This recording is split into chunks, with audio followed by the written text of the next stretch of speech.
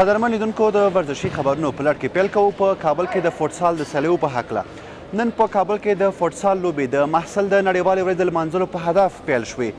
دغه سیالۍ د اتو لوبډل ترمنځ پیل شوي چې تر 5 ورځو پورې به دوام وکړي او د فوټبال فدراسیون وایي چې دغه سیالۍ د فوتسال لوبې د پرمختګ په هدف پیل شوي تر څو وکولی شي دغه سیالیو په پای کې غوره لوبغاړي پیدا کاندي. اکادمی علمی شهر کابل محصل عزیز اته ټیمونه چې پکې محصلین دي له انسټیټیوټ او پوهنتونونو څخه کوښښ کوو چې دا سیالۍ هر کال ترسره کړو. سږ کال دا سیالۍ د تحصیل، تهذیب او ورزش په نوم ترسره کیږي. تورنمنت محصل با شعار تحصیل، تهذیب، ورزش برگزار میشه.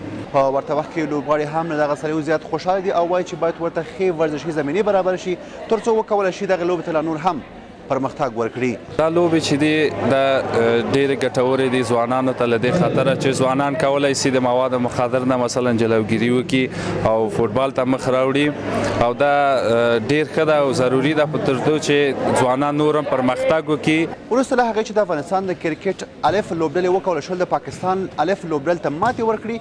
دغه بریا په کابل او نور ولایتونو کې زیات شمېر افغانان خوشحاله کړي دي او وایي چې هیله مند دي په راتلونکي هم د افغانستان د کرکټ لوبډله دغسې بریاوې ولري او ترڅنګ د افغانستان د 19 کلن د کرکټ لوبډلې د آسیا پریمیر لیګ سیالیو کې له بریا وروسته نن کابل ته راستنه شوه.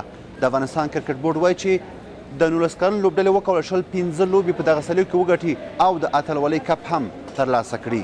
زمونږ تیارانه ډېر زیاتې روانې دي ورلډ کپ لپاره او زمونږ هدف هم دا چې موږ سوپر 8 ته په ورلډ کپ کې لاړ شو. او د افغانستان د نجونو د فوټبال لوبډلې چې د سویلي آسیا هیوادونو ترمنځ د فوټبال په سیالیو کې ګډون کړی دی کوم بریا یې ترلاسه کړې نه ده.